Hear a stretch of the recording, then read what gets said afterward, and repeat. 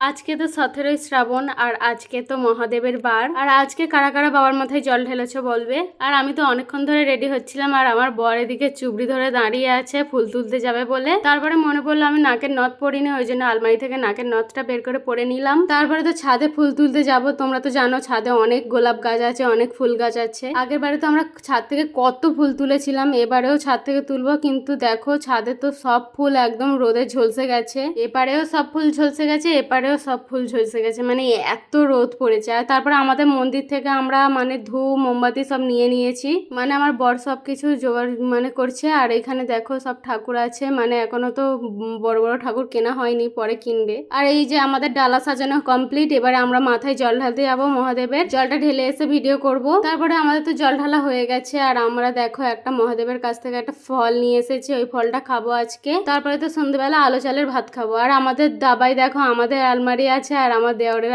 দাবায় দেওরের আলমারি আছে, মানে দুদিকে দুটো।